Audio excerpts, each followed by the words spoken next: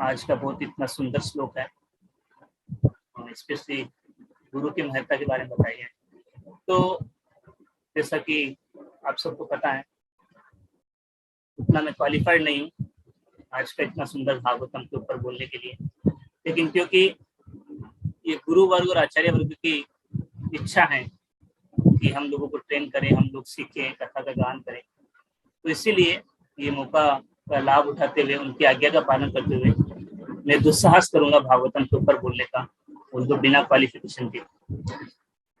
तो भागवतम जो है वो बहुत ही महान ग्रंथ है।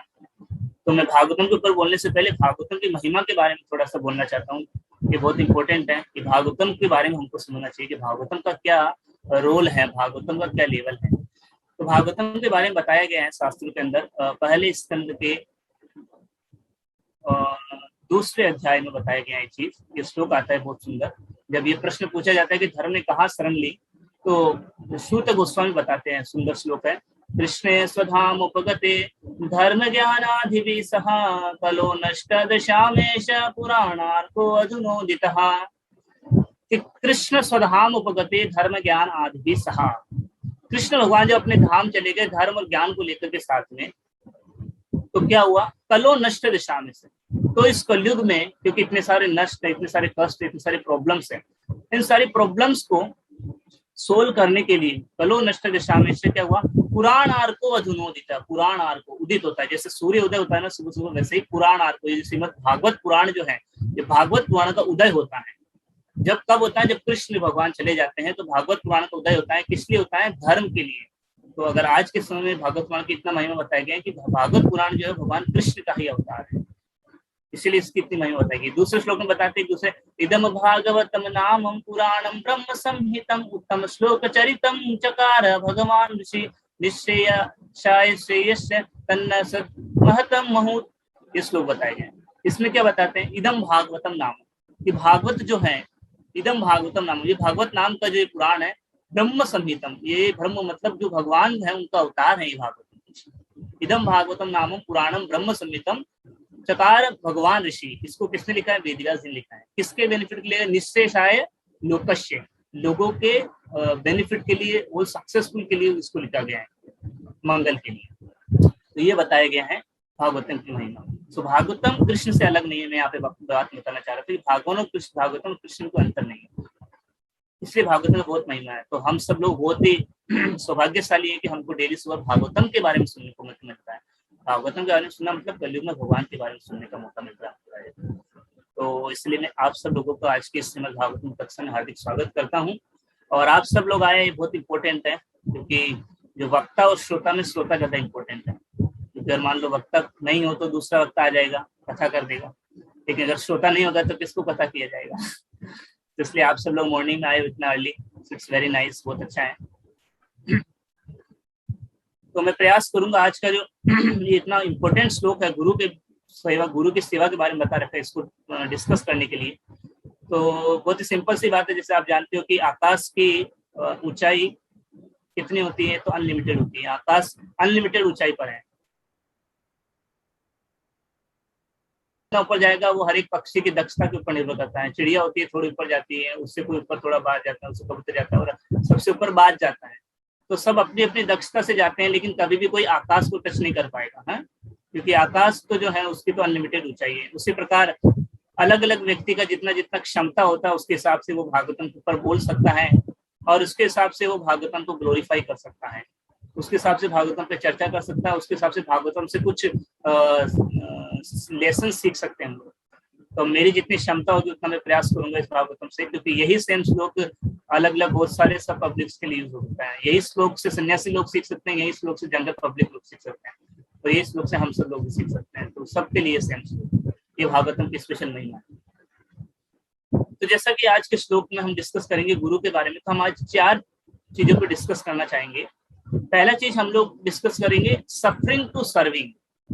हम यहाँ पे सफरिंग दुख पा रहे हैं, तो इससे सर्विंग, तो हम दुख पा रहे हैं, इसको सफरिंग से सर्विंग, सफरिंग जो है उसको कन्वर्ट करो अपने सर्विंग। या दूसरे शब्द में ऐसे कर सकते हैं, किसको सेवा करना चाहिए। तो आज हम 4 टॉपिक डिस्कस करेंगे। पहला पॉइंट हमारा रहेगा किसकी सेवा करें। दूसरा पॉइंट हम लोग करेंगे ये डिस्कस कि गुरु के कृपा की क्यों जरूरत है हमको। तीसरा चीज हम लोग ये डिस्कस करेंगे कि गुरु की कृपा को कैसे प्राप्त किया जा सकता है। और चौथा चीज हम लोग डिस्कस करेंगे कि गुरु की कृपा अगर प्राप्त हो जाती है तो हमको क्या लाभ मिलता है, क्योंकि आज का जो पूर्ण श्लोक है वो पूर्णतः गुरु के ऊपर, गुरु की सेवा के ऊपर आधारित है, तो उसी के ऊपर हमको चर्चा करनी चाहिए। तो पहला हमारा पार्ट है कि हमको क्यों सेवा करनी चाहिए, किसी भी व्यक्ति की, किसकी सेवा करनी चाहिए। तो ये बहुत अच्छा प्रश्न है, प्रश्न बहुत कुछ सिखा रहा है हमको। बताते हैं क्या हम पूछ रहे हैं कि किसकी सेवा करनी चाहिए, मतलब सेवा तो करनी है, मतलब पॉइंट इज दैट कि वी हैव टू सर्व, हमको सेवा तो करनी ही है ना। अभी बात आती है बस हमको अभी किसकी सेवा करनी है वो इम्पोर्टेंट है। तो अभी हम देखते हैं कि बहुत सारे लोग बाहर, इतने सारे हैं संसार में, हम सब लोग अभी जो है, हम सब लोग बाहर के इतने सारे लोग, सब लोग क्या कर रहे हैं, सेवा कर रहे हैं कहीं ना कहीं। आप देखोगे तो सब लोग क्या करते हैं, जॉब जाते हैं, तो जो जॉब जाते हैं वो क्या करते हैं, अपने बॉस की सेवा करते हैं, राइट। बॉस की सेवा करते हैं, बॉस कहता है ऐसा करो, ऐसा करते हैं, वैसा करो, वैसा करते हैं, आज थोड़ा जल्दी आओ, हाँ, थोड़ा लेट जाओ, ठीक है, हाँ, जैसे करते हैं, आज थोड़ा घर पे काम करो, हाँ, आज यहाँ पे चले जाओ, आज ये करो, आज ज्यादा लोड है। तो जैसा जैसा कहता है वैसा वैसा करना पड़ता है। हम देखते हैं संसार में सब लोग ऐसा ही करते हैं, जैसे जैसे उसका बॉस कहता है, कंपनी का मालिक कहता है, वैसा वैसा उसको काम करना पड़ता है, चाहे कोई सी भी जॉब हो, चाहे वो कपड़े की दुकान पे आदमी काम कर रहा है, चाहे वो किसी सॉफ्टवेयर कंपनी में काम कर रहा है, चाहे वो बड़ी कंपनी के अंदर काम कर रहा है, सबके ऊपर कोई ना कोई एक बॉस रहता है और उसकी सेवा करनी पड़ती है। तो सेवा तो हम लोग कर रहे हैं, इसमें कोई डाउट नहीं है। बाहर भी लोग सेवा कर रहे हैं, किसकी सेवा करते हैं, बॉस की सेवा करते हैं। फिर उसके बाद में बाहर हम भी लोग देते हैं, बॉस के अलावा फिर और लोग बॉस के अलावा और किसकी सेवा कर रहे हैं, सबकी सेवा कर रहे हैं, अपने फैमिली वालों की सेवा कर रहे हैं। फैमिली वाले कहते हैं ये लेके आइए, ये लेके आते हैं, वो लेके आइए, वो लेके आते हैं, ये चाहिए, ये चाहिए, वहां चलो, वहां जाते हैं। और आप तो जानते हैं ये सब कितना डिफिकल्ट है, ये फैमिली लाइफ में रह के भक्ति करना बहुत डिफिकल्ट है। बिकॉज एक आदमी भक्त है लेकिन बाकी लोग भक्त नहीं है, तो बड़ा दिक्कत होगा। क्या दिक्कत होगा, अभी उनकी इतनी सारी इच्छाएं, अब सबकी इच्छाएं तो पूरी नहीं कर सकते हैं, ये तो संभव नहीं है। और अगर सबकी इच्छाएं पूरी करने जाएंगे तो फिर भगवान की भक्ति कैसे की जाएगी, बड़ा डिफिकल्ट काम हो जाएगा। तो लोग आज के टाइम, लेकिन हम लोग देखते हैं कि परिवार लोगों की सेवा करने में बहुत लगे हुए हैं, अपना दिल लगाते हैं। भक्ति ठाकुर बोलते हैं, बहुत अच्छा भजन आता है, बोलते हैं कि स्वजन पालन कोरिए मान, भूलिया तुम्हार हरि, भूलिया तुम्हार हरि। स्वजन पालन कोरिए मान, भक्ति ठाकुर बोलते हैं कि बद्ध जीव जब इस संसार में आता है तो क्या करता है, ये बहुत लंबा श्लोक भजन है, लेकिन उसमें एक लाइन ये बताते हैं कि किस प्रकार पहले पैसा कमाने लग जाता है, फिर जब पैसा कमाता है तो फिर आगे का गोल क्या बन जाता है, अपने जीवन का गोल क्या बना लेता है, जीवन का गोल, जीवन का उद्देश्य बनाता है, स्वजन पालन कोरी एक मन कर लेता है कि ये कि मेरा गोल है कि बस अपने परिवार की पूरी सारी इच्छाएं सब कुछ फुलफिल कर दूं, बस इसी के लिए मेरा जीवन बना है और जीवन और कुछ बना नहीं है। इसलिए भक्ति ठाकुर अगली लाइन बोलते हैं, भूलिया तो हमारा हरि, हरि आपको भूल गया मैं। भक्ति ठाकुर तो अपना उदाहरण लेके बोल रहे हैं कि मैं इस परिवार के भरण पोषण में लग गया हूँ और आपको भूल गया। भगवान ने जिसका उद्देश्य था आपके लिए, तो मैं यहाँ पे आया था, लेकिन आपको भूल गया और स्वजन पालन में लग गया। हम देखते हैं बाहर सब लोग, इसमें ज्यादा बताने की जरूरत नहीं, हम सब देखते हैं कि किस प्रकार लोग जीवन का मूल उद्देश्य भूल जाते हैं, इसी में लग जाते हैं कि सोचते हैं कि परिवार का पालन पोषण करना ही जीवन का गोल है। ये गोल नहीं होना चाहिए। पालन पोषण करना चाहिए, लेकिन उतना करना चाहिए कि हम अपना भक्ति कर सके। लेकिन अगर भक्ति को छोड़ना पड़ रहा है उसके लिए तो फिर अच्छा नहीं है, क्योंकि अगर भक्ति को छोड़ देंगे तो फिर क्या मिलेगा कुछ फायदा नहीं होगा हमको। इसलिए बहुत इंपॉर्टेंट हमारे लिए। उसके बाद में अगला हम देखते हैं, उसके अलावा लोग कहाँ सोसाइटी की सेवा करते हैं। हाँ, सोसाइटी के अंदर चलो कोई सोचता है कि मैं सोसाइटी का देखभाल करूंगा, ये सोसाइटी की पूरी रक्षा करता है, उसके लिए बहुत अलग कार्य करवाता है, कुआं खुदवा देता है, कुछ अच्छा गार्डन बनवा देता है, पास में कुछ हॉस्पिटल करवा देता है और कुछ व्यवस्था करते हैं, सोसाइटी की सेवा करने लग जाते हैं। और फिर आगे जाएंगे तो देखते हैं लोग देश की सेवा भी करते हैं। कुछ सोचते हैं कि हमारे देश को आगे बढ़ाना है। उनको पता नहीं है तुम्हारा इस जन्म तो भारत देश में हुआ, पिछले जन्म कहाँ हुआ था, अमेरिका में हुआ था, पिछले जन्म पाकिस्तान में हुआ था। जहाँ पिछला जन्म हुआ है तो उसमें तुम उस देश की सेवा कर रहे थे, अभी इस देश की सेवा कर रहे हो, अगले जन्म में किसी और देश में जन्म होगा उसकी सेवा करते रहेंगे तो हम जिंदगी भर घूमते जाएंगे एक जन्म से दूसरे जन्म, बस इस देश में सेवा, आज उस देश की सेवा, कल उस देश की सेवा। इसलिए कह रहे हैं ये देश दास की सेवा को छोड़ना चाहिए। गीता भगवान बोलते हैं सर्वधर्मान परित्यज्य माम एकम शरणम व्रज।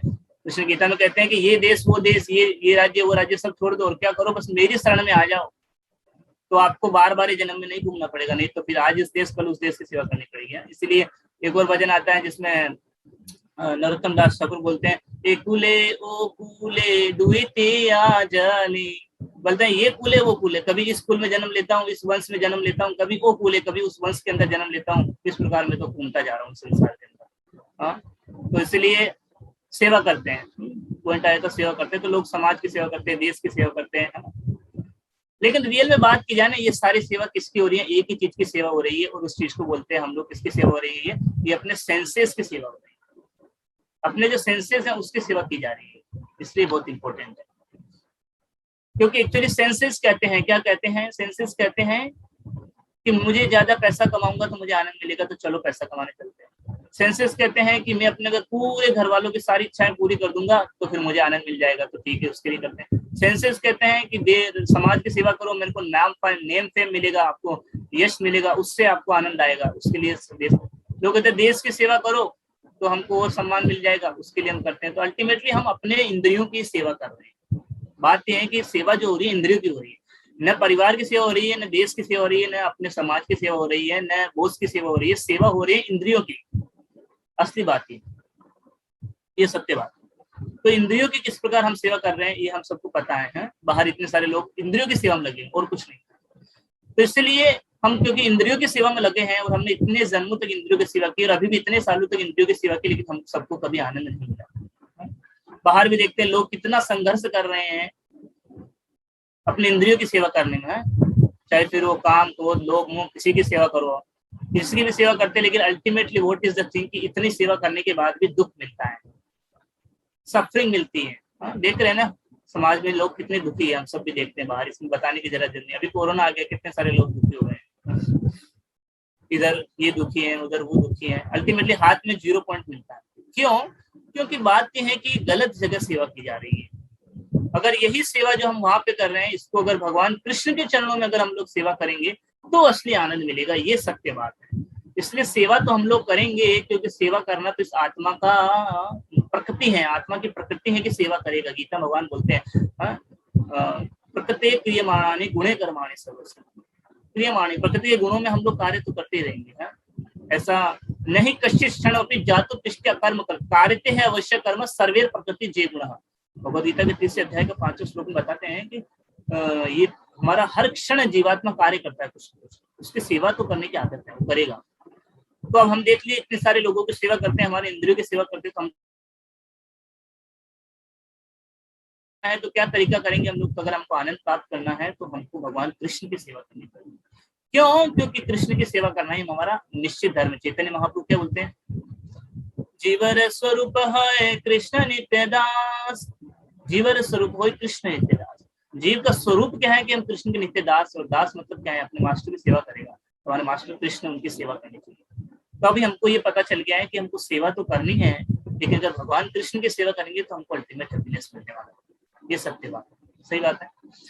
और भक्तिनाथ ठाकुर भी और भी बहुत सारे भजन बोलते हैं, राधा कृष्ण बोल बोल बोलो रे सबाय, मायार बसे जाछ खसे हाछ डुबु डुबु भाई, राधा कृष्ण बोल बोल बोलो रे सबाय, जीव कृष्ण दास कैले विश्वास तो आर दुख नाही, जीवे कृष्ण दास कर ले विश्वास तो आर दुख नाही, राधा कृष्ण बोल बोल बोलो रे सबाय। इतना अच्छा भक्ति ठाकुर भजन में बताते हैं कि राधा कृष्ण बोल बोल बोलो रे सबाय, कि भगवान राधा और कृष्ण के नाम का जप करो। क्यों? क्योंकि मायार वसे, माया के वश में आकर में हम लोग क्या कर रहे हैं कि मायार वसे जाच कवे हाथ से खुद डूबू भाई, बता रहे बंगाली भजन बता रहे हैं, क्या बता रहे कि माया के वश में आकर के हम लोग माया की सेवा कर रहे हैं, और इसकी वजह से क्या हो रहा है? जाच कवे हाथ से डूबू भाई, कभी हमको ऊपर उठा दिया जाता है और कभी हमको नीचे डुबा दिया जाता है। यही हो रहा है आज के टाइम में, हम लोग देखते हैं संसार के अंदर कि कभी ऊपर उठा दिया जाएगा हमको, कभी नीचे डुबा दिया जाएगा। मतलब कभी ऊपर स्वर्गलोक में चले जाते हैं, कभी नीचे चले जाते हैं, नरक लोक में, पाताल लोक में चले जाते हैं, इस प्रकार घूमते जा रहे हैं। इसलिए क्या करना चाहिए? तो बोल रहे जीवे कृष्णदास पहले विश्वास तो आर दुख नाई, कि जीव जो है वो कृष्ण का दास है। अगर हम इस चीज पे विश्वास कर लें कि कृष्ण के दास हम जीव हैं और इसलिए हमको कृष्ण की सेवा करनी चाहिए, तो आर दुख नाही, तो और कोई दुख नहीं होगा फिर हम लोग क्या है, हमेशा सुखी हो सकते हैं। तो इसलिए हमने आज पहला पॉइंट डिस्कस किया। तो पहला पॉइंट क्या डिस्कस किया हमने यहाँ पे कि हमको सेवा तो करनी पड़ेगी किसी न किसी की, लेकिन हम किसकी सेवा करें? तो हमको सेवा करनी चाहिए भगवान कृष्ण की, क्योंकि हम कृष्ण के ही दास हैं और किसी के दास नहीं है। और अगर और किसी की हम सेवा करने का प्रयास करेंगे तो कर लीजिए, हाँ, बाहर इतने सारे लोग कर रहे हैं, तो कोई भी पूछे तो हम कह सकते हैं कि हाँ आप लोग कीजिए सेवा, अगर किसी को नहीं करना है कृष्ण भक्ति, बाहर की सेवा करनी कीजिए, लेकिन बात नहीं कि आपको आनंद नहीं मिलेगा। Suffering and suffering and suffering, that is the thing.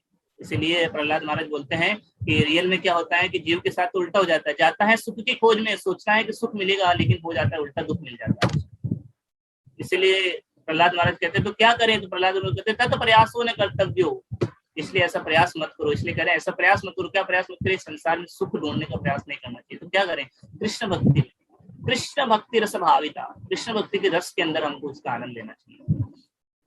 इसीलिए आज हमने पहला पॉइंट यहाँ पे डिस्कस किया कि किस प्रकार हम सेवा तो किसी न किसी की कर ही रहे हैं, हर समय हम अपने इंद्रियों की सेवा कर ही रहे हैं, लेकिन अगर इंद्रियों की सेवा को छोड़ करके हम अगर कृष्ण की सेवा में लगेंगे तो बहुत इंपॉर्टेंट है।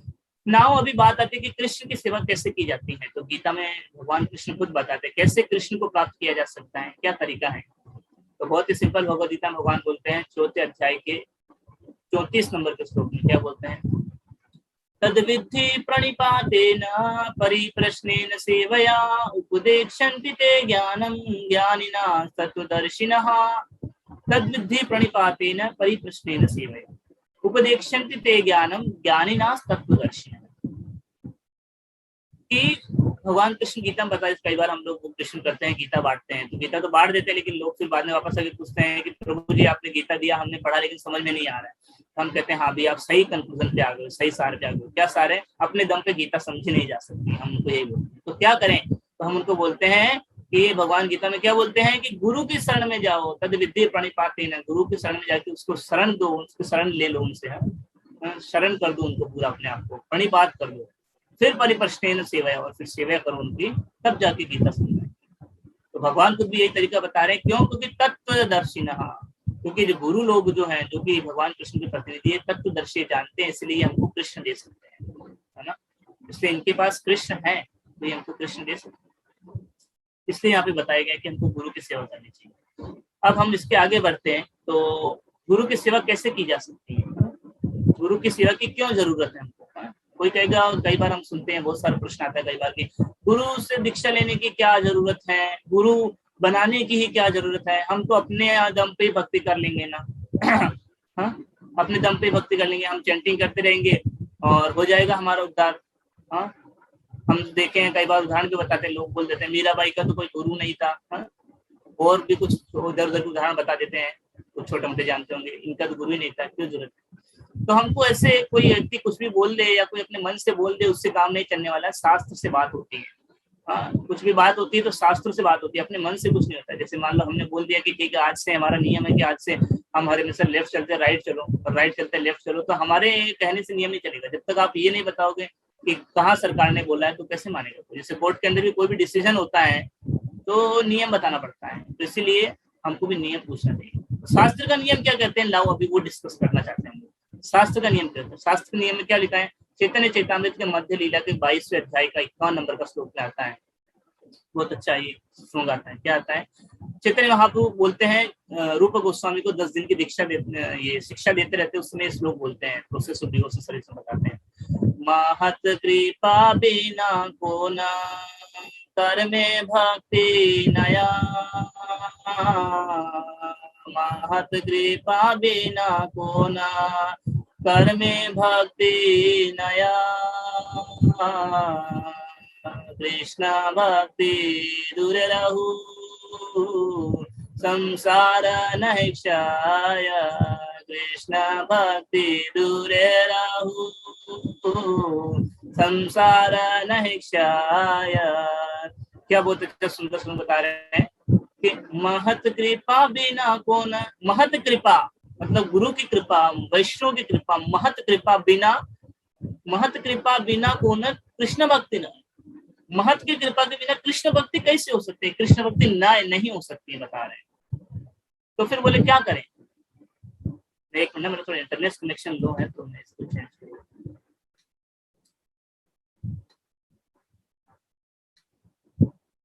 तो बता रहे महत कृपा बिना कौन है कृष्ण भक्ति न, कि महत की कृपा के बिना कृष्ण की भक्ति कैसे प्राप्त हो सकती, नहीं प्राप्त हो सकती है। तो फिर क्या करना चाहिए हमको, तो बता रहे हैं कि कृष्ण भक्ति दूर गेला। चैतन्य महाप्रभु बोल रहे हैं, जो भगवान कृष्ण को चैतन्य महाप्रभु भक्त के रूप में अवतार में आए थे कलयुग के अंदर, वो बोल रहे हैं रूप गोस्वामी पाद को कि महत कृपा बिना कृष्ण भक्ति ना है।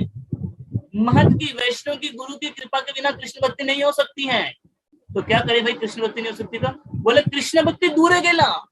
कृष्ण भक्ति तो बहुत दूर की बात है। संसार नहीं क्षय, संसार में जो जीव इतना सफरिंग कर रहा है, जो इतना दुख पा रहा है, बिना गुरु की कृपा के वो दुख भी खत्म नहीं हो सकता। मतलब बिना महत्व, बिना वैष्णव की कृपा के अगर वो अपने दम पे करता भी जाएगा सारा काम ना, भक्ति का प्रोसेस, तो उसके संसार जो दुख है वो क्षय भी खत्म नहीं होगा। संसार में जो प्रॉब्लम्स आई वो भी खत्म नहीं होगी। तो ये बात चैतन्य महाप्रभु बोल रहे हैं, मैं नहीं बोल रहा। बहुत इंपॉर्टेंट बात है, बहुत ही सुनने वाली बात है, इसलिए हमको शास्त्रों से समझना चाहिए शास्त्र क्या बोलना चाहते हैं। तो यहाँ पे चैतन्य महाप्रभु भक्ति का प्रिंसिपल बता रहे कि महत्व की कृपा, गुरु की शरण में जाना चाहिए, गुरु से कृपा लेनी चाहिए। ये बहुत इंपॉर्टेंट है। अगर हम गुरु से कृपा नहीं लेंगे तो कृष्ण भक्ति नहीं होती, उसको कोई कृष्ण भक्ति नहीं कहती है। इसलिए रूप गोस्वामी ने जो 64 भक्ति के अंग बताया, उसमें पहला भक्ति का अंग है गुरु पादाश्रय, गुरु के शरण में जाना चाहिए। बिना गुरु की कृपा के, तो सूर्य के 3 पॉइंट में गुरु की शरण में जाना चाहिए, गुरु से शिक्षा दीक्षा लेनी चाहिए, गुरु की सेवा करनी चाहिए। 3 जो सूर्य के भक्ति के अंग है, 64 में से 3 भक्ति के अंग, उसमें तीनों में गुरु की महत्ता बताएगी। पहले 3 में इतना गुरु के ऊपर फोकस किया गया, इसलिए हम गौड़ीय वैष्णव, हम गुरु को ज्यादा मानते हैं। इसलिए हमारे लिए गुरु की कृपा के बिना कोई रास्ता नहीं, इसलिए बताए गए। और अगर इसकी बात करें, ये हमारे चेतन बताएगा। अब एक दूसरा पॉइंट हम लोग देखते हैं, आपके साथ में शेयर करता हूं मैं। राजा रहुगण का आप लोगों ने नाम सुना होगा। राजा रहुगण जो थे वो पिछले जन्म में जड़ भरत थे। सॉरी, जड़ भरत जो थे पिछले जन्म में हिरण के रूप में आए थे, उसके पहले जन्म में अट्टे हो गए थे, आप सबको पता है। तो मैं आपको एक साथ अब शेयर करता हूँ कि राजा रहुगण जो है जड़ भरत को ज्ञान देते हैं और उस समय ये श्लोक बोलते हैं। ये बहुत ही सुंदर श्लोक है, इसका मीनिंग भी आपके साथ में पढ़ता हूँ, चलेगा? ये मेरे पास इंग्लिश में कोई दिक्कत नहीं। क्या बहुत सुंदर श्लोक में बोल रहे हैं, रहुगणेत तात तपशानयाति न चेज्जया निर्वपणाद ग्रहाद्वा न छन्दसानेव जलाग्नि सूर्येर्विनार महत पादरजोभिषेकम, बिना महत पादरजोभिषेकम। बहुत ही सुंदर मीनिंग है, ये बहुत ही भक्ति का गहरा अर्थ हमें बताया गया। क्या बोलते हैं, माय डियर किंग रहुगुणा, रहुगण के बता रहे हैं, जड़ भरत बता रहे हैं। क्या बता रहे हैं कि जो राजा था रहुगण, आपको ये पूरी कहानी पता होगी आई हो कि किस प्रकार राजा रहुगण जा रहे थे अपने रास्ते में, और जड़ भरत जो थे वो बहुत महान भक्त थे भगवान के। तो जड़ भरत जो है वो राजा रहुगण की पालकी को उठाते हैं जड़ भरत, तो वो धीरे धीरे रुक के जाते हैं, क्योंकि नीचे बहुत सारी सीढ़ियां होती है। तो राजा रहुगण उतर के बोलता है, अरे इतना मोटा आदमी तुम इतना धीरे धीरे क्यों चलते? तो फिर उसके बाद में आपस में बातचीत होता है, और बातचीत के बाद में फिर राजा रहुगण को पता चलता है कि अरे ये तो जड़ भरत तो बहुत बड़े किंग है, बहुत बड़े, सॉरी किंग में बहुत बड़े भक्त हैं। तो फिर उनसे वो ज्ञान लेता है। तो तब जड़ भरत जो कि भरत महाराज थे वो इनको ज्ञान देते हैं पिछले जन्म में राजा रहुगण को। क्या बोलते हैं राजा रहुगण को? बोलते हैं कि my dear king Rahugana, unless one has the opportunity to smear his entire body with the dust of the lotus feet of the great devotee, जब तक कोई व्यक्ति क्या नहीं करता, उसको यह मौका नहीं प्राप्त होता है कि भगवान के शुद्ध वैष्णव भक्तों के चरणों की धूलि को अपने सिर में, अपने पूरे शरीर पे लगाने का मौका जब तक उसको प्राप्त नहीं होता है, तब तक क्या होता है, one cannot realise absolute, तब तक वो भगवान को नहीं समझ सकता, भगवान का आत्म साक्षात्कार उसको नहीं हो सकता है। One cannot realise absolute, क्योंकि केवल वो फिर आगे बताते हैं, ये बहुत इंपॉर्टेंट बात है कि one cannot realise absolute simply by observing celibacy. कोई सोचता है कि मैं ब्रह्मचारी हूँ, तो कल ब्रह्मचारी का व्रत का पालन करने से नहीं होता है, गुरु की कृपा चाहिए। कोई कहता नहीं नहीं ठीक है, मैं रूल्स रेगुलेशंस अच्छे से फोल्डर करूंगा, ग्रस्त जीवन के सारे जितने भी रूल्स रेगुलेशंस है, खिलाना, दान देना, यज्ञ करना, तब करना, सब करूंगा। तो बोलते हैं नहीं नहीं नहीं नहीं नहीं, आप ग्रस्त जीवन के सारे रूल रेगुलेशन नियम सब फॉलो कर लोगे तो भी आपको भगवान का साक्षात्कार नहीं हो सकता है। फिर कोई कहता ठीक है मैं वानप्रस्थ आश्रम में जाऊंगा, लिविंग होम एज ए वानप्रस्थ आश्रम में जाकर रहूंगा, नहीं नहीं नहीं, तब भी संभव नहीं है। कोई कहता ठीक है मैं संन्यास ग्रहण कर लूंगा, संन्यास के नियम का पालन करूंगा, अब बोले अब भी नहीं पॉसिबल। तो फिर आगे लिख रहे कोई undergoing severe penances in winters, keeping muscle merge in the water, इतनी बड़ी बात बोल रहे हैं कि सर्दी के अंदर कड़ाके की ठंड पड़ती है, जैसे मैं तो राजस्थान से हूँ तो उधर बहुत कड़ाके की ठंड पड़ती है। तो बोलते हैं कि कड़ाके की ठंड के अंदर मैं ठंडे ठंडे पानी में जाके खड़ा होकर तपस्या करूंगा तो फिर मैं प्राप्त कर लूंगा, नहीं नहीं नहीं, फिर भी आप प्राप्त नहीं कर सकते। कोई बोले ठीक है राजस्थान में गर्मी बहुत पड़ती है, यहाँ पे गर्मी बार गई है। और कोई बोलते ठीक है मैं बहुत ही गर्मी के अंदर, ऊपर से सूर्य की बहुत गर्मी है और मैं क्या करूंगा, फायर जलाऊंगा चारों तरफ में, फिर तपस्या करूंगा तब मिल जाएगा। तो बोले नहीं नहीं नहीं, तब भी संभव नहीं है। तो बोलते हैं there are many other process to understand the absolute truth, और भी बहुत सारे जितने भी प्रक्रिया है, लेकिन but the absolute truth is only revealed to one who has attained the mercy of gratitude. लेकिन जो भगवान जो है किसको दिखेंगे, किसको प्राप्त होंगे, किसको आत्म साक्षात्कार होगा, one who has attained the mercy of a great devotee, जिसको भगवान के शुद्ध भक्तों की कृपा प्राप्त हुई है, वही व्यक्ति जो है, वही भक्त जो है भगवान को प्राप्त कर सकता है, भगवान का आत्म साक्षात्कार कर सकता है। उसके अलावा और कोई भी रास्ता नहीं है। ये बात मैं नहीं बोल रहा हूँ, ये बात राजा जड़ भरत बोल रहे हैं राजा रघुगण। इतनी बड़ी बात है इसलिए यहाँ पे बताई गई है, बिना महतपाद रजोभिषेकम, बिना महतपाद के रज का अभिषेक करने के बिना ये संभव नहीं है। तो अब प्रश्न उठता है कि महतपाद के रज मतलब अभिषेक करने का मतलब क्या है? मतलब यहाँ पे कोई गुरु महाराज वो सब आए तो जाके उनके चरणों की मिट्टी उठा के अपने सिर पे डालने से पूरा लगा दे सब जगह अच्छे से, है वो मतलब है क्या? हाँ वो ठीक है, वो एक मतलब है, लेकिन उससे ज्यादा इंपॉर्टेंट मतलब क्या है?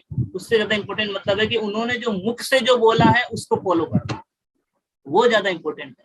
जब तक उन्होंने जो बोला है हमारे लिए, जो आज्ञा दिया है, हम उस आज्ञा को पूरा नहीं कर रहे हैं, तब तक इसका मतलब वही हुआ कि हमने अभी तक उनके चरणों की धूली को अपने सिर पे लगा लिया, वो नहीं है। तो हम कई बार देखते हैं बहुत सारे भक्त आते हैं, अरे अरे महाराज आए हैं, या और मान लो, और प्रभुपाद जी के समय हम लोग देखते थे बहुत सारे हैं ऐसे लोग हैं, तो क्या करते हैं, सोचते हैं कि गुरु की कृपा प्राप्त करने का मतलब कि गुरु ने हमको फूल दे दिया, अपनी माला दे दी, गुरु ने हमको ये क्या कहते हैं ना, उनका वो मिल गया, ये मिल गया, ये सब ठीक है, ये सब ठीक है, इनमें कोई दिक्कत नहीं है, गलत नहीं बता रहा हूँ, ये अच्छी बात है, गुरु की माला लेना और उन्होंने कुछ अच्छा हमको बोल दिया, वो ठीक है। लेकिन ज्यादा इंपॉर्टेंट क्या है, what is the more important, कि गुरु ने जो हमारे लिए आदेश दिया है उसको पालन करना। अगर हम गुरु ने जो हमको आदेश दिया उसको पालन कर रहे हैं, तब हमारे संसार के जो भौतिक कष्ट है वो खत्म होंगे, otherwise there is no hope. नहीं तो कई बार हम लोग देखते हैं बस एक बार आ जाते, सोचते गुरु की कृपा को कई बार सुनना बहुत इंपॉर्टेंट है। कुछ लोग ये नहीं समझ पाते, उनको लगता है कि गुरु ने अगर मेरे से पूछ लिया हरे कृष्णा आपसे हो तो ठीक हुआ, तो मतलब गुरु की कृपा हो गई, या गुरु ने कह दिया कि ठीक है आप क्या कहते हैं ना कुछ करो, मतलब ऐसा ही कि ठीक है, गुरु की कृपा ये नहीं गुरु हमको आशीर्वाद दे दें। गुरु का आशीर्वाद से मांगने की भी जरूरत नहीं है, गुरु का आशीर्वाद अपने आप आ जाता है। सेवा करोगे तो अपने आप आशीर्वाद मिलेगा, उसकी कोई दिक्कत नहीं है। सेवा करोगे तो आप रोक नहीं सकते हो आशीर्वाद को, आशीर्वाद मिलेगा ही मिलेगा आपको, you can not stop that. That is very very important यहाँ पे बताए गए हैं। तो ये बहुत इंपॉर्टेंट श्लोक है, आप लोग चाहो तो इसका तात्पर्य भी पढ़ लेना, अभी समय कम है इसलिए तात्पर्य नहीं पढ़ रहा हूँ। ये श्रीमद् भागवतम के 5वें स्कंद का 12वें अध्याय का 12वां श्लोक है। सो बहुत इंपॉर्टेंट बात यहाँ पे बताई गई। So this is very very important, ठीक है। सो उसके बाद में ये तो हो गया, अब मैं अलग अलग जगह से आपको ये बताना चाहूंगा किस प्रकार के गुरु की कृपा बहुत इंपॉर्टेंट है। उसके बाद में भक्ति विनोद ठाकुर बोलते हैं, उनका एक भजन है, बहुत ही सुंदर भजन है। भक्ति विनोद ठाकुर क्या बोलते हैं, भक्ति विनोद ठाकुर एक भजन है, बोलते हैं, ये भजन वैष्णव ठाकुर की कृपा के ऊपर गाया गया था। तो बताते हैं, क्या बताते हैं, वो बोलते हैं, एकाकी हमारा नहीं पाए बाला, हरि नाम संकीर्तने, एकाकी हमारा नहीं पाए बाला, हरि नाम संकीर्तने, तुम कृपा कोरी सदा बिंदु दिया, तुम कृपा कोरी सदा बिंदु दिया, देहो कृष्ण नाम दाना, देहो कृष्ण नाम दाना। बहुत सुंदर भजन है, बता रहे हैं एकाकी हमारा नहीं पाए वाला है। वैष्णव ठाकुर बोल रहे हैं कि वैष्णव के गुरु की कृपा के बिना एकाकी हमारे नहीं पाए वाला, मेरे अकेले में तो दम नहीं है हरि नाम संकीर्तन, मेरे अकेले दम पे अगर मैं हरि नाम संकीर्तन करूँ, सोचू क्या प्राप्त कर लूंगा भगवान को, तो मेरे लिए संभव नहीं है। एकाकी हमारे नहीं पाए बल हरि नाम संकीर्तन, हरि नाम के संकीर्तन के दम पे केवल अकेले में इसको प्राप्त नहीं कर सकता हूँ। तो क्या करना है, तो अगले लाइन में बोलते हैं, तुम्ही कृपा कोरी सदा बिंदु दिया, तुम्ही कृपा कोरी, आप क्या करो, कृपा करो मुझे, क्या कृपा करो, बस एक बूंद दे दो श्रद्धा, जो श्रद्धा, जो फेथ है, जो विश्वास है, उस विश्वास का बस एक बूंद दे दो। आपका जो भगवान के प्रति जो विश्वास है, मुझे बस एक बूंद उसका दे दो, मुझे फेथ दे दो कि मैं भी आपके जो आदेश है उनके ऊपर फेथ करके उनको फॉलो कर सकूं। हाँ, उससे बताया जा रहा है कि गुरुदेव कृपा तव कृपा कोई सदा बिंदु दिया, देहो कृष्ण नाम। अगर वो मुझे थोड़ी सी भी श्रद्धा प्राप्त हो जाएगी तो देहो कृष्ण नाम धन है, कि आपके पास तो क्या है कि भगवान कृष्ण जो है आपका धन है, वो धन आप मुझे दे सकते हो कृष्ण के रूप में। तब प्राप्त हो जाएगा जब आप मुझे अपनी श्रद्धा के बूंद दे दो। तो ये बहुत इंपॉर्टेंट है। भक्ति विनोद ठाकुर इतने महान आचार्य हैं, वो खुद इतने महान आचार्य की श्रेणी में आते हैं, वो खुद ये विनम्र प्रार्थना कर रहे हैं वो खुद बार बार बताना चाह रहे अपने भजन में कि कभी ये मत सोचना कि हमें अकेला हरिनाम तुष्टमाला दम करूंगा, उसके दम पे प्राप्त कर लूंगा, तो ये एक इल्यूजन है, भौतिक संसार का है। कई बार भक्ति में आने के बाद भी हमको इल्यूजन आ जाता है कि हम तो चैंटिंग कर रहे हैं। कई बार सोचे दीक्षा लेने की क्या जरूरत है। तो ये बहुत इंपॉर्टेंट है, शास्त्र में बताए गए कि दीक्षा लेने की देखना इंपॉर्टेंट है। भक्ति ठाकुर बोल रहे हैं कि अगर कोई ऐसा सोचे तो संभव नहीं है, इससे बहुत इंपॉर्टेंट है। एक की हमारे नहीं पाले। भक्ति ठाकुर भजन में बताना चाह रहे हैं कि अपने दम पे नहीं होगा, गुरु से प्रार्थना करके उनकी कृपा मिलेगी, उनका श्रद्धा का बिंदु मिलेगा, तब हम कृष्ण आपको जरूर प्राप्त करेंगे, उसमें कोई डाउट। उसके बाद में हम और भी बहुत सारे सुनते हैं, जैसे आप ये उदाहरण सुनते हो ईश्वरपुरी और माधवेंद्रपुरी का नाम आप सबने सुना है। माधवेंद्रपुरी पाद के दो शिष्य थे, एक थे ईश्वरपुरी और एक थे रामचंद्रपुरी। रामचंद्रपुरी जो थे वो माधवेंद्रपुरी के रियली शिष्य नहीं थे, वास्तव में शिष्य होकर भी शिष्य नहीं थे, क्योंकि रामचंद्रपुरी बस केवल अपने गुरु में कमियां देखते रहते थे और गुरु को हमसे क्रिटिसाइज करते थे। तो क्या हुआ कि धीरे धीरे पहले वैष्णव में कमी देखते थे, वैष्णव में कमी देखते देखते फिर गुरु में भी कमी देखने लगे। एक बार माधवेंद्रपुरी पाद जब अंतिम समय था, तो वो अंतिम समय में इतने असमर्थ हो गए थे कि वो अपना मल मूत्र जो भी है सब वहीं पे त्याग करते थे, कहीं जा नहीं सकते थे। तो वो रात समय में अंतिम पर बहुत ही हाई लेवल के भाव पे आ गए थे। तो वो भगवान कृष्ण के बारे में भक्ति करते थे, तो हमेशा ये विनम्र प्रार्थना में बोलते रहते थे कि मैं तो आपके कभी कुछ भजन ही नहीं कर पाया, मैं आपको कुछ नाम ही नहीं ले पाया। तो रामचंद्रपुरी वहां पे आके कहते हैं, अरे आप ऐसा क्यों बोल रहे हो, हाँ आप कुछ कर लो। भगवान का कुछ मायावाद सिद्धांत है, तो कुछ उन्होंने बोला कि आप ऐसा कर लो। तो इस प्रकार वो आकर के गुरु के चरणों पर अपराध करने लगे, गुरु में कमी देखने लगे, गुरु को क्रिटिसाइज करने लगे। तो माधवेंद्रपुरी को बड़ा गुस्सा आया और अंत में उन्होंने कहा कि जाओ तुम यहाँ से निकल जाओ, तुम मेरा शिष्य नहीं। और क्योंकि वो पहले वैष्णव पे अपराध करते थे, फिर गुरु पे अपराध किए, इसलिए आप देखो रामचंद्रपुरी बाद में जाकर के चैतन्य महाप्रभु भी अपराध करते हैं, क्योंकि भगवान कृष्ण भगवान भी अपराध करते हैं, कहते हैं कि इतना सन्यास होकर के इतना ज्यादा खाता है, अच्छा नहीं है सन्यासी के लिए। खुद ही पहले खिलाते हैं ज्यादा, जगन्नाथ का प्रसाद है, बोले जगन्नाथ का प्रसाद खाओ दबा के, और खुद खिलाते हैं और उसके बाद में बोलते हैं कि सन्यासी होकर ज्यादा नहीं खाना चाहिए। लेकिन चैतन्य महाप्रभु तृणादपि सुनिश्चय का भाव स्वीकार करते हुए बोलते हैं कि हाँ ये सही बात बोलते हैं, सन्यासी को इतना खाना नहीं चाहिए। अपने सर्वेंट गोविंद को बोलते हैं कल से आधा कर दो प्रसाद। लेकिन मैं बताना चाह रहा हूँ किस प्रकार अपराध आगे बढ़ता जाता है। अगर हम अपने यहीं पे लेवल पे अपराध को रोकने तो आगे बढ़ेगा, अल्टीमेटली खत्म हो जाता है। रामचंद्र पुरी का बहुत ही खराब हालत हो गया था अंतिम समय। लेकिन उनके दूसरे शिष्य थे माधवेंद्रपुरी के, ईश्वरपुरी पाद। ईश्वरपुरी पाद अंतिम समय तक माधवेंद्रपुरी का कंप्लीट पूर्ण श्रद्धा और भाव से सेवा करते थे। लास्ट में तो उनके सब कुछ फिजिकल शरीर समर्थ नहीं था, तो उनके पूरे शरीर की सेवा करते थे। तो माधवेंद्रपुरी पाद उनसे बहुत प्रसन्न हो गए। प्रसन्न होकर के उनको बोलते हैं कि तुमने इतना अच्छा मेरे से सेवा किया है, तो मैं आपको जब आशीर्वाद देता हूँ कि भगवान कृष्ण खुद तुम्हारे शिष्य बन के आएंगे। और इसलिए आप बाद में देखते हो ईश्वरपुरी पाद के शिष्य खुद चैतन्य महाप्रभु आते हैं। ईश्वरपुरी पाद को आशीर्वाद मिलता है गुरु की कृपा होने से। फिर चैतन्य महाप्रभु भी खुद आते हैं, तो खुद यही सिद्धांत अप्लाई करना चाहते हैं। इसलिए चैतन्य महाप्रभु देखो, जब तक नदी या ग्राम में रहते हैं तो कभी भक्त नहीं बनते, वैष्णव नहीं बनते, बस एक बहुत बड़े प्रखांड पंडित बन जाते हैं। वो पंडित बनकर के बहुत ही सारा इधर उधर का ज्ञान लेते हैं और चैतन्य महाप्रभु बहुत सारी चीजें करते हैं, लेकिन भक्त नहीं होते, वैष्णव नहीं होते। सब लोग वहाँ के जो लोग रहते हैं वो सब प्रार्थना करते हैं, गदाधर पंडित सब लोग इतने अच्छे विद्वान में अगर ये भक्त बन गए, वैष्णव बन जाते हैं, तो वैष्णव सभा में कितना आनंद आ जाएगा, कितना वैष्णव सभा का नाम बढ़ जाएगा, कितने सारे लोग भक्त बन सकते हैं। तो ये बहुत इंपॉर्टेंट है। तो इसीलिए वैष्णव सभा के बारे में बात कराते हैं आपसे। तो चैतन्य महाप्रभु खुद भी बताते हैं, इसके पहले वो भक्त नहीं थे, पहले वो बहुत बड़े प्रखंड पंडित थे, ज्ञानी थे, इसलिए उसको निमाय पंडित कहा जाता था, पंडित थे। लेकिन जब वो क्या करते थे, आगे गए और फिर गया में गए अपने पिताजी का श्राद्ध करने, और वहां पे वो ईश्वरपुरी पाद जो मैं भी आपको बताया था, उनसे मिले और उनसे जब उनका संबंध हुआ, उनसे रिलेशन बना और जब उनसे दीक्षा प्राप्त किया, तो वहां से ईश्वरपुरी पाद की कृपा प्राप्त करने के बाद में जब वापस आते हैं, तब वो भक्त बनते, वैष्णव बनते, पूरा प्रचार करना चालू करते हैं।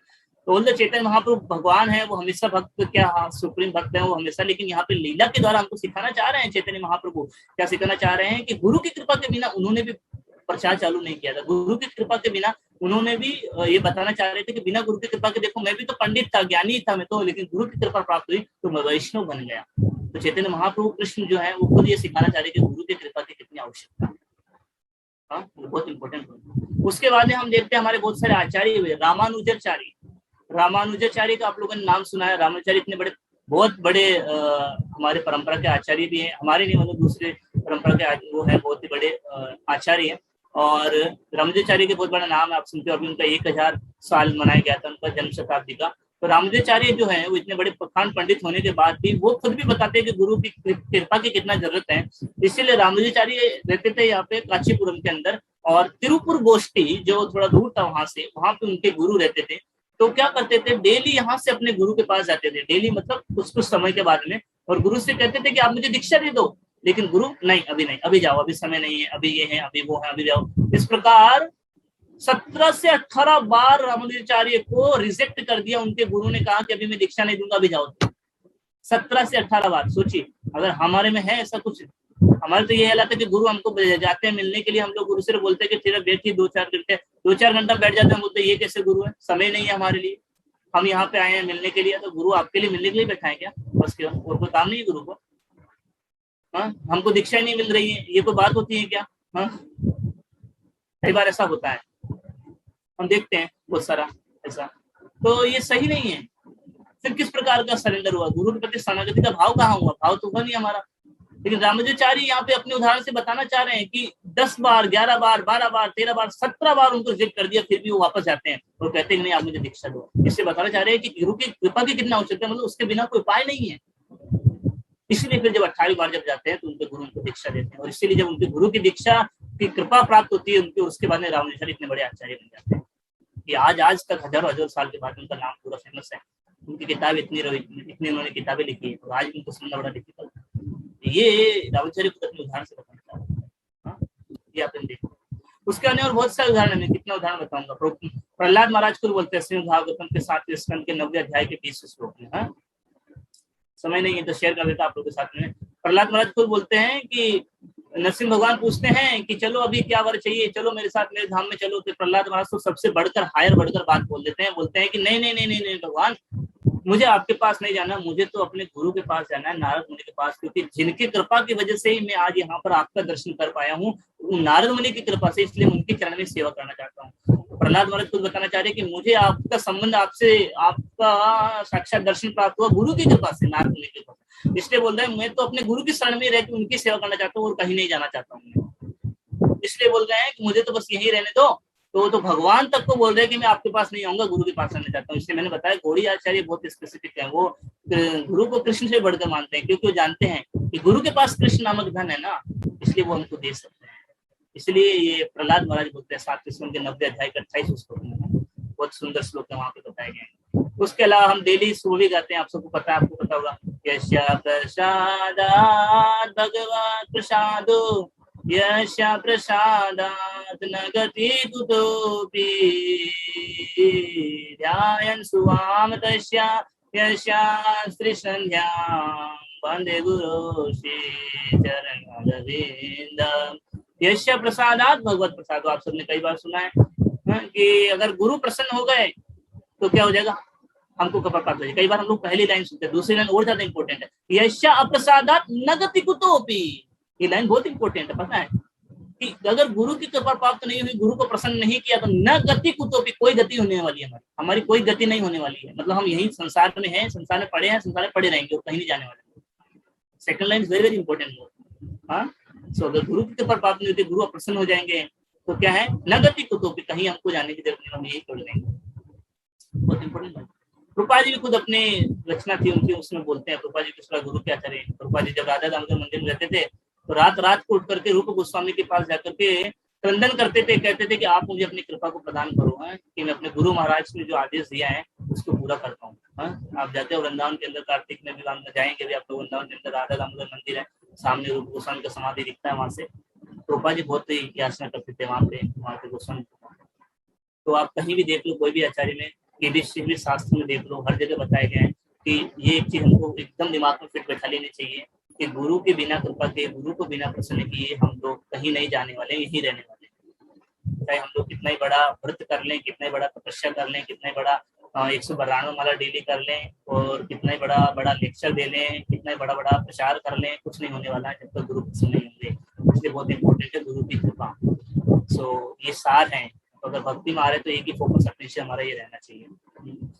तो ये हमने दूसरा पॉइंट यहाँ पे डिस्कस किया कि किस प्रकार हमको सेवा तो करनी है, फिर हमको बताया भगवान की सेवा गुरु के द्वारा होती है और गुरु की कृपा की कोई जरूरत पड़ती है, वो मैंने आपको बताया। अब तीसरा पॉइंट हम डिस्कस करेंगे कि गुरु की कृपा को कैसे प्राप्त किया जा सकता है, ये बहुत इंपॉर्टेंट है।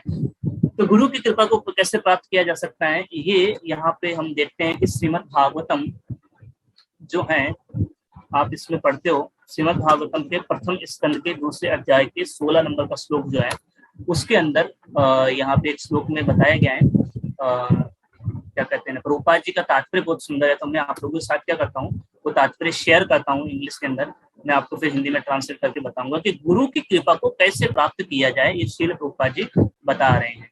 तो वो हम लोग डिस्कस करते हैं, ठीक है। तो ये बहुत ही सुंदर है, आप लोग साथ में शेयर करता हूँ।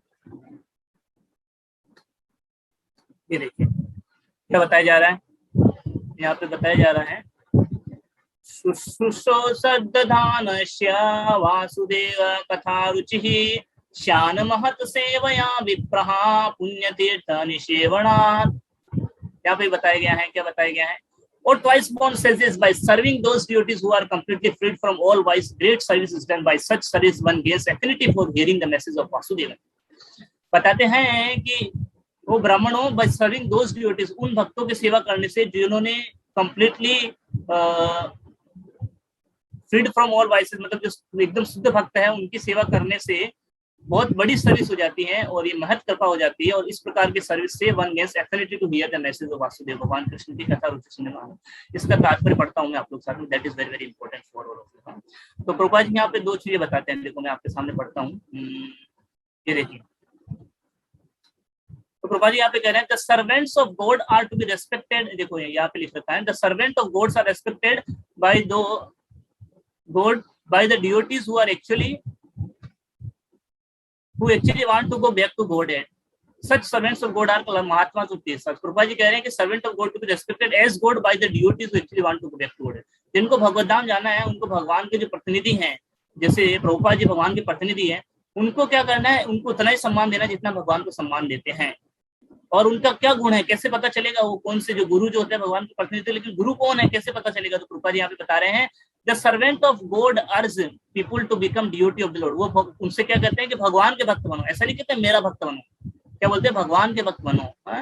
सो और फिर दूसरा चीज क्या कहते हैं यहाँ पर प्रभुपाद जी नीचे बताते हैं, इसी लाइन के अंदर नीचे बताते हैं कि वो लोग जो होते हैं वो अपने आप को कभी भगवान नहीं कहलवाना चाहते हैं। They never tolerate being called as God. It is very very important. कई बार आजकल बहुत सारे अवतार हो गए, बाबा हो गए, हम इसके अवतार, हम उसके अवतार, महामंडलेश्वर हो जाते हैं, ये सिद्ध बाबा आ गए हैं, तो ये सब ढोंगी बाबा हैं, ये कुछ नहीं है। प्रभुपाद जी तात्पर्य में क्लियरली लिख रहे हैं कि जो अगर अपने आप को भगवान कहलाने का चाह रहा है वो भगवान नहीं है, गॉड नहीं है, वो डॉग है। प्रभुपाद जी उल्टा बोलते हैं, इसलिए बहुत इंपॉर्टेंट है। पहले हमको ये समझिए गुरु कौन है, इसलिए सही गुरु के शरण में जाना बहुत ज्यादा जरूरी है।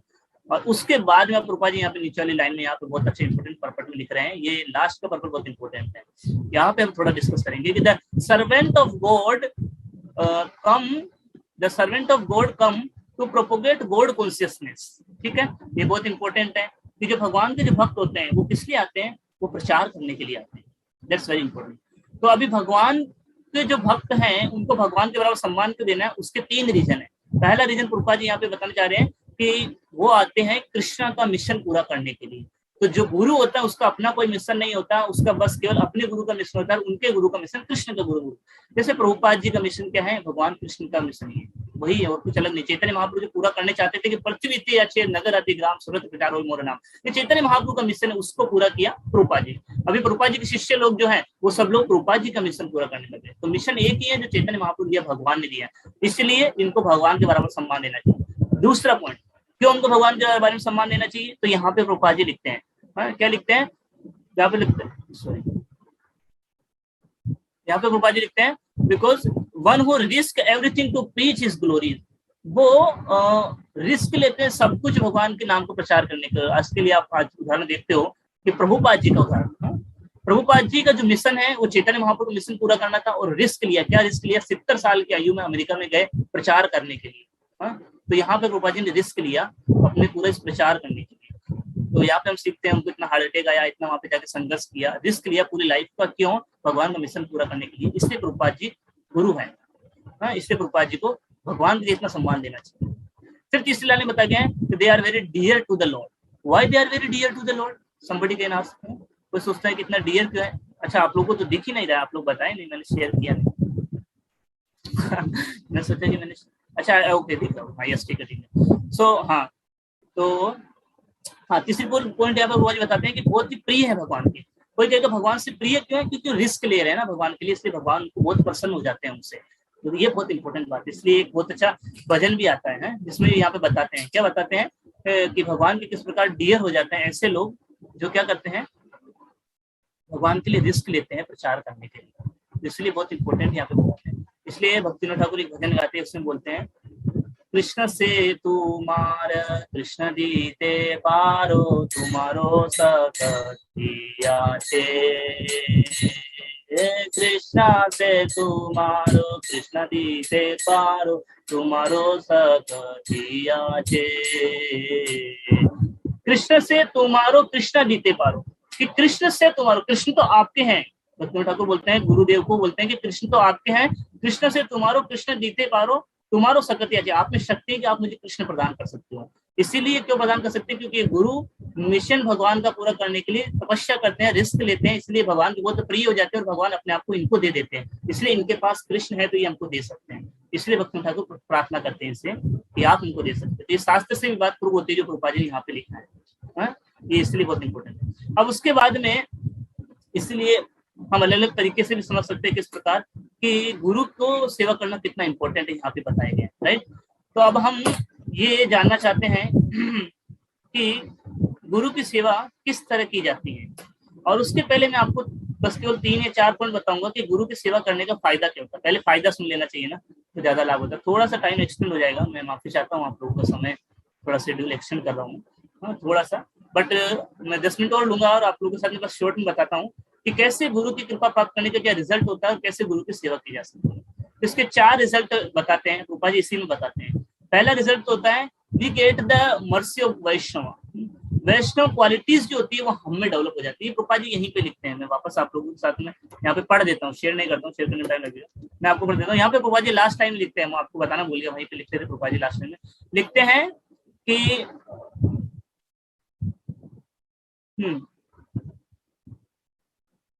एक मिनट जस्ट भी नहीं, हाँ, तो यहाँ पे रूपा जी लिखते हैं by serving the servants of the Lord, भगवान के भक्तों की सेवा करने से one gradually gets the quality of such servant। यहाँ पे रूपा जी लिख रहे हैं पहली बात क्या है कि उनको क्वालिटीज, मतलब भगवान के जो भक्त हैं उनमें जो गुण है वही गुण हम में आ जाते हैं। इसलिए कहते हैं ना कि हम कई बार पूछते हैं कि प्रभु जी हम कई बार प्रश्न आता है कैसे हमें ये गुण प्रकट होंगे, विनम्रता का गुण कैसे आएगा, सहनशीलता का गुण कैसे आएगा, है कैसे हम लोगों को सम्मान दे पाएंगे। ये गुण तब आएंगे जब हम गुरु की सेवा करेंगे, क्योंकि गुरु में तो गुण है सारे, पूरे 26 क्वालिटी है वैष्णव में, शुद्ध भक्तों में, उनकी सेवा करते तो वो गुण हमारे में भी आ जाते हैं।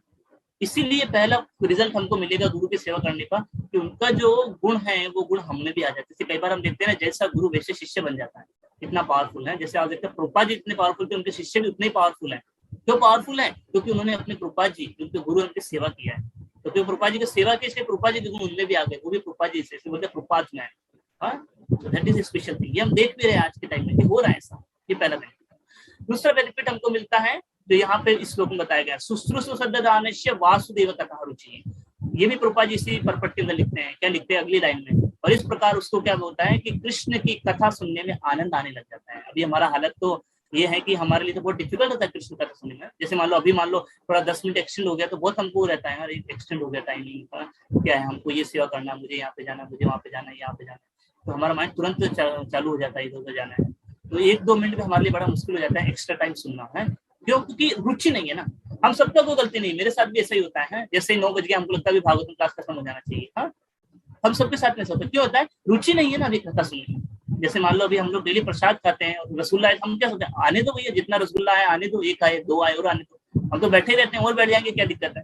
क्यों? क्योंकि रुचि है ना हमारे वहाँ पे। तो कथा में रुचि कब आएगी? जब सेवा करने से रुचि आती है। दूसरा पॉइंट है, दूसरा लाभ मिलता है। पहला पॉइंट बताया मैंने आपको, वैष्णव के गुण हमारे में आ जाते हैं। दूसरा पॉइंट, कथा सुनने में रुचि आ जाएगी, वासुदेव कथा रुचि।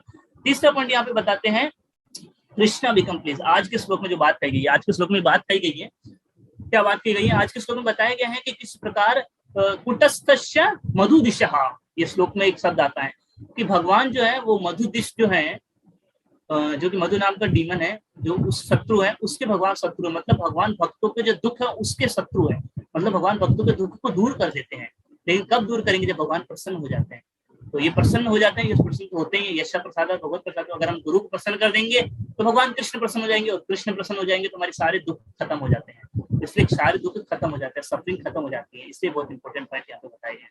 और उसके बाद में एक अगला पॉइंट हमारा क्या आता है, लास्ट पॉइंट जो बहुत इंपॉर्टेंट पॉइंट है वो आपके सामने शेयर करना चाह रहा था। ये पॉइंट आता है, मैं आपके साथ में शेयर करता हूँ। ये आप देखोगे, ये देखो, इसी तात्पर्य में प्रभुपाद जी यहाँ पे लिखते हैं, इसी तात्पर्य में ना प्रभुपाद जी यहाँ पे भी लिखते हैं, जो मैं आपको पॉइंट बता रहा था ना कि किस प्रकार कृष्ण प्रसन्न हो जाते हैं, तो वो पॉइंट प्रभुपाद जी यहाँ पे लिखते हैं। ये देखो, रति रास भवे दीजिए, इसके श्लोक में देखिए आप, आज का जो श्लोक है ना उसमें दिखाता हूँ कि किस प्रकार यहाँ पे बताए गए हैं। रति रास भवे दीजिए, देखिए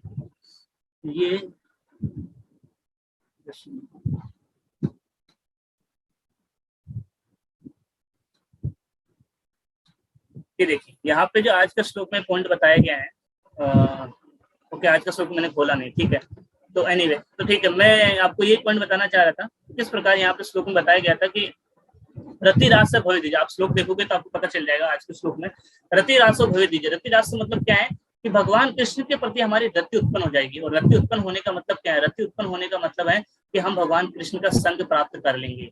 और भगवान कृष्ण का संग प्राप्त करके क्या होगा, हम अब भगवान के अलग अलग 5 रस होते हैं, साख्य रस, दास्य रस, शांति रस, माधुर्य रस, वात्सल्य रस, उस रस में सेवा प्राप्त करने का हमको मौका मिल जाएगा। ये आज के श्लोक के अनुवाद में लिखा हुआ है कि भगवान और गुरु की सेवा करने से हमारा ट्रांसेंडेंटल आसक्ति हो जाती है, अटैचमेंट हो जाता है भगवान से, और उसके एक भाव में हम स्थित हो जाते हैं, जिस भाव में हम सेवा करते हैं भगवान के साथ में। तो हमको भगवान कहने का मतलब क्या है, हम भगवत धाम चले जाते हैं, भगवान का संग प्राप्त हो जाता है। इसीलिए अभी समय कम रह गया, नहीं तो मैं प्रभुपाद जी का भी बहुत सुंदर भजन है, कृष्णा ताबे पुण्य बे, उसमें बताते हैं कि किस प्रकार प्रभुपाद जी खुद बोलते हैं।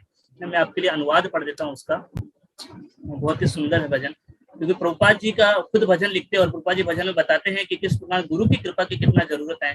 तो मैं वही आपके सामने प्रभुपाद जी के शब्द हैं वो पढ़ के आपको सुना देता हूँ। ये 5वें नंबर में बोलते हैं प्रभुपाद जी, क्या बोलते हैं, तुम्हारा से शक्ति पहले गुरु सेवाय वस्तु मिले, जीवन सार्थक यदि जीवन सार्थक यदि। कहते हैं यदि तुम शक्ति प्रदान करो तो गुरु की सेवा द्वारा परम शक्ति की प्राप्ति होती है और जीवन सार्थक हो जाता है। यदि वह सेवा मिल जाए तो व्यक्ति सुखी हो जाता है और सौभाग्य से उसे तुम्हारा मतलब भगवान कृष्ण का संग मिल जाता है। ये प्रभुपाद जी खुद अपने भजन का है, आप पढ़ लेना चाहो तो उसमें प्रभुपाद जी बहुत सुंदर भजन इसमें खुद लिख रहे हैं कि गुरु की सेवा करने से कृष्ण प्रसन्न हो जाते हैं, और कृष्ण प्रसन्न होने से हमको ये सौभाग्य प्राप्त हो जाता है कि हम भगवान कृष्ण का गोलोक धाम वृंदावन में जाकर के भगवान की सेवा करने का मौका प्राप्त हो जाता है। इसलिए बहुत इंपॉर्टेंट है हमारे पास। अब लास्ट 5 मिनट में आपका लूंगा, तो मैंने 3 पॉइंट अभी तक डिस्कस किया कि किसकी सेवा करनी चाहिए हमको।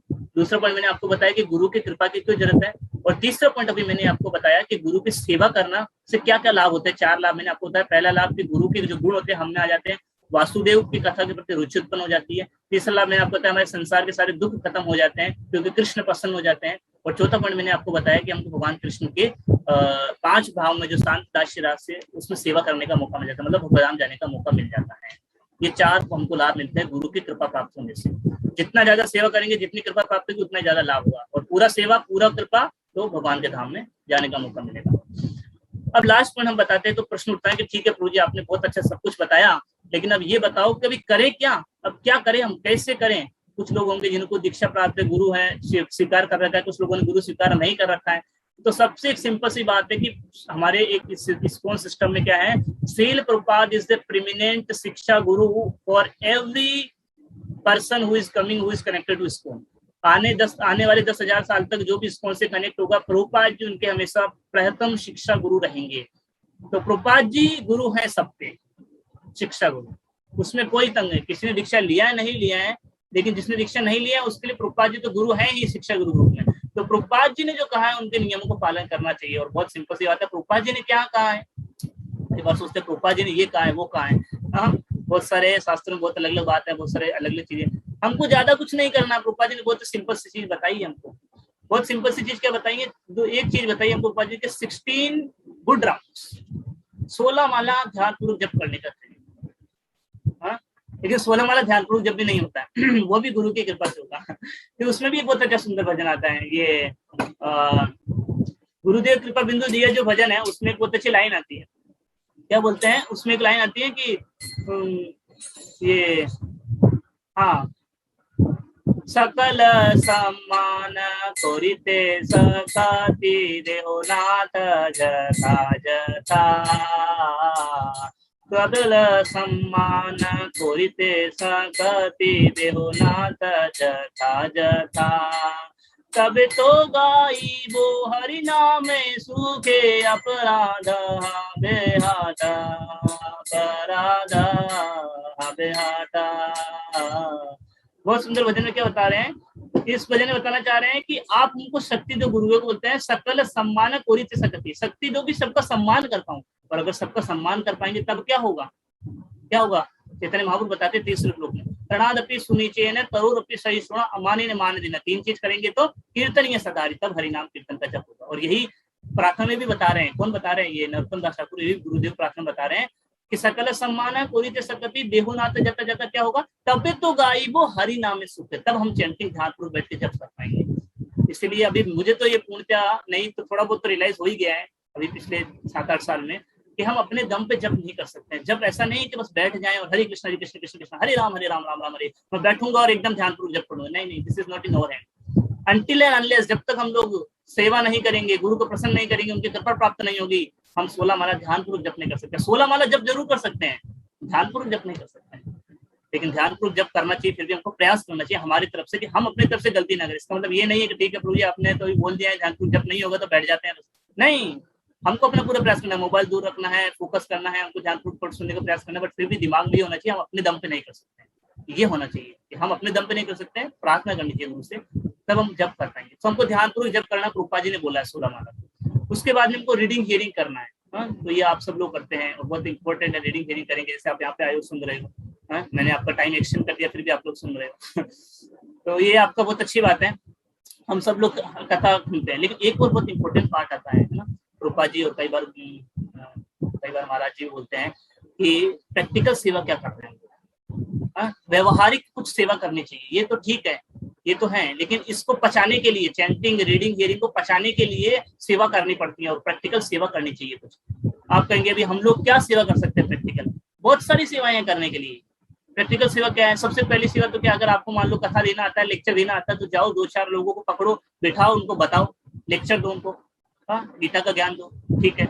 वो नहीं आता, नहीं कर सकते हैं, ठीक है, गीता लेके जाके बांट तो सकते हैं किसी को। गीता का महीना चल रहा है, गीता बांटी। भागवतम भाद्र पूर्णिमा का महीना चल रहा है, भाद्र पूर्णिमा भागवतम दीजिए लोगों को कहिए कि आप अपने दूसरों को भागवतम दीजिए। लोगों को दान के लिए इंस्पायर करो, लोगों को कहो कि आप दान दीजिए मंदिर में भगवान के लिए, क्योंकि दान देंगे तो उनका हृदय शुद्ध होगा। जहाँ पे धन वहां पे मन, कलयुग में हो गया जहाँ पे धन वहां पे मन है।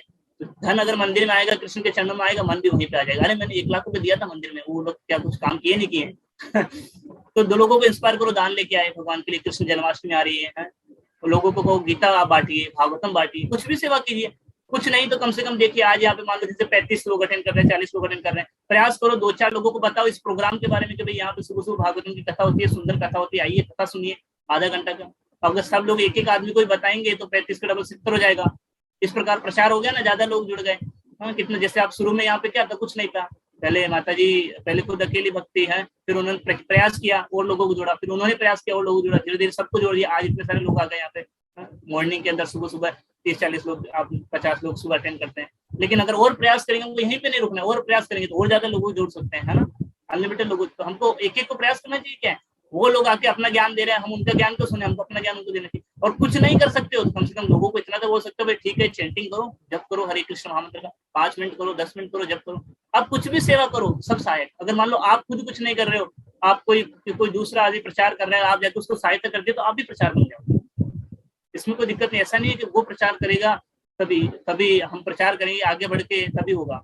नहीं, कोई प्रचार कर रहा है, उसकी सहायता करोगे तो भी आपको 100% उतना ही फायदा होगा। दैट इज, ये भगवान का सिस्टम बहुत परफेक्ट है कि अगर कोई झाड़ू लगाता है मंदिर में और कोई भगवान के लिए बहुत बड़ा लेक्चर दे रहा है, दोनों को बराबर कृपा देंगे। भगवान के लिए अंतर नहीं, भगवान एक सेवा कर, भगवान का एक शब्द है सेवा, बस। इसके अंदर कोई सेवा करो कोई फर्क नहीं पड़ता, सेवा बस। इसलिए हमको ये नहीं सोचना चाहिए कि हम कुछ नहीं कर सकते। आप सब कुछ कर सकते हो, आप प्रयास करो, सब कुछ कर सकते हैं। मैं बैठा हूँ यहाँ पे, जितने सारे लोग बोलते हैं सब हम कुछ सेवा, कुछ न कुछ सेवा कर सकते हैं। और इस प्रकार अगर हम लोग थोड़ा भी, अरे ठीक है सेवा नहीं भी करो, प्रयास तो करो, प्रयास तो करो। किसी को भागवतम देने के लिए, भाद्र पूर्णिमा का महीना चल रहा है, प्रयास तो करो गीता बांटने के लिए। प्रयास करेंगे तो भी कृष्ण प्रसन्न हो जाएंगे। तो प्रयास तो किया इसने, क्योंकि कृष्ण सक्सेस नहीं देखते कितना भागवतम बांटा, कृष्ण देखते हैं कितना प्रयास किया। तो प्रयास तो कर सकते हैं, लेकिन यही है कि हमको प्रयास नहीं करेंगे तो फिर हमारे लिए बड़ा डिफिकल्ट हो जाएगा। इसलिए हम ये बहाना नहीं बना सकते कि हम सेवा नहीं कर सकते, क्योंकि हम तो घर में रहते हैं या हम तो जॉब करते हैं, हम कैसे सेवा करें। नहीं, सेवा हर एक व्यक्ति कर सकता है। तो हम सबको सेवा करने का प्रयास करें। और हमारी पहली सेवा है 16 माला ध्यानपूर्वक जप करना। इससे हमको चालू करना चाहिए और इस प्रकार हमको सेवा करनी चाहिए। तो मैं यहाँ पे स्टॉप करना चाहता हूँ।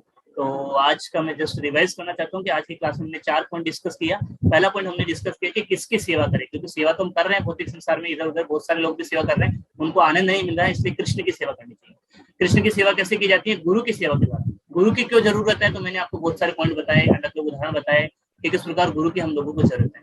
फिर हमने देखा कि गुरु की जरूरत है, गुरु की कृपा की जरूरत है। तो कृपा कैसे प्राप्त करें? गुरु की सेवा करें।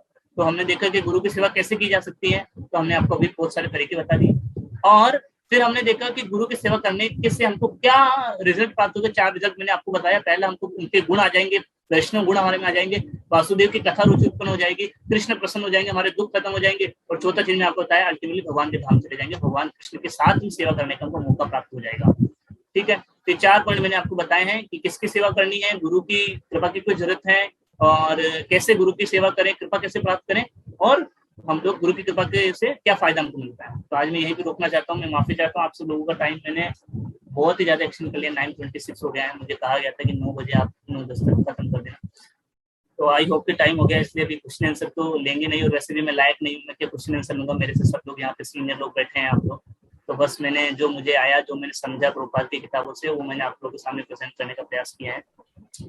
तो जो अच्छा लगा आपको, उसको भगवान और वैष्णव की कृपा समझ के उनकी कृपा के रूप में देखेगा, और जो गलत लगा वो मेरी कमी है, क्योंकि मैं अच्छे से नहीं समझ पाया और मैं नहीं कर पाया, तो उसको आप फेंक दीजिएगा। जैसे हम डस्टबिन फेंकते हैं ना कचरा, वैसे उसको साइड में कर देना। Thank you very much. और आप सब लोग मुझ पर भी कृपा करो, ताकि मैं भी कुछ सेवा कर पाऊँ इस प्रभुपाद जी के मिशन के लिए। हाँ, हमने पूरा लाइफ तो डेडिकेट कर दिया है, लेकिन लाइफ डेडिकेट करना कोई बड़ी बात नहीं है। हाँ, ज्यादा इंपॉर्टेंट है कि हम अपना मन को, अपने तन को वो श्रम कर पा रहे हैं क्या, हाँ, अपनी चेतना को लगा पा रहे हैं क्या, वो ज्यादा इंपॉर्टेंट है। तो आप सब कृपा करें कि मैं अपने मन को और तन को भी कृष्ण की और गुरु के चरणों में लगा पाऊँ। Thank you very much.